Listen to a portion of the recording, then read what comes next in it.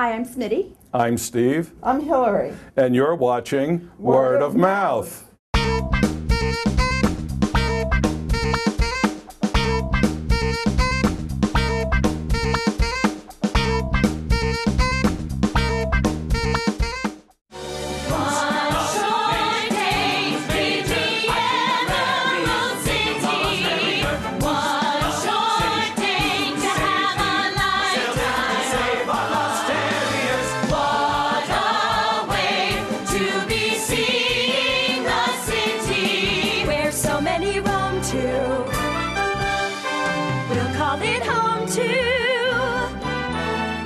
It is the backstory of The Wizard of Oz, kind of tells you why things happened the way they did. Most importantly, what it tells you is why the Wicked Witch was seen as wicked, and why she was so bitter, and why she was so green, and kind of gives you a whole different perspective on Dorothy's story, not from Dorothy's point of view, from an entirely different point of view. The two main characters are Elphaba and Galinda, but she then changes her name to Glinda, which is what we know her as. Although in the original story you don't get the sense that they knew each other terribly well, you only knew they were on opposite sides of the good-evil spectrum. What you learn is that they in fact knew each other as young women when they were in college and they were roommates. By the time they get to school, though, their personalities are just about set. Glinda's an airhead, beautiful girl who has not a care in the world. She's very selfish and self-centered. Elphaba is someone who has been cast out all her life and has a deep sense of what's right and wrong and is not willing to compromise that. And she's willing to speak out about what she feels is right.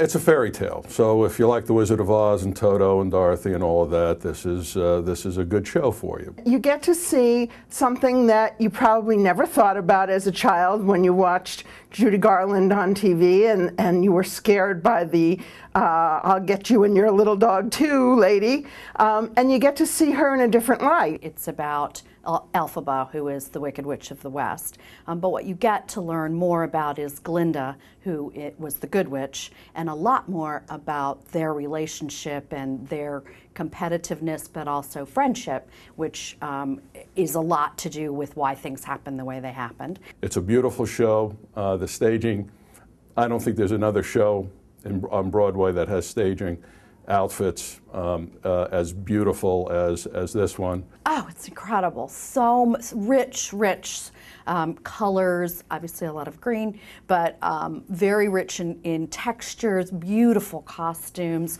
and again, a magical quality with people flying and lots of things happening. It's one of those things that you can't see everything, that you notice something and then your eye gets pulled to another part of the stage and you notice something else that you hadn't noticed before. So there's nothing boring in it. You're not just sitting back and ho-hum, this is just what it is. It changes all the time, and that makes it very exciting. There is a lot of big Broadway singing, and I was particularly taken with Elphaba's voice, just incredible voice. Her voice was magnificent.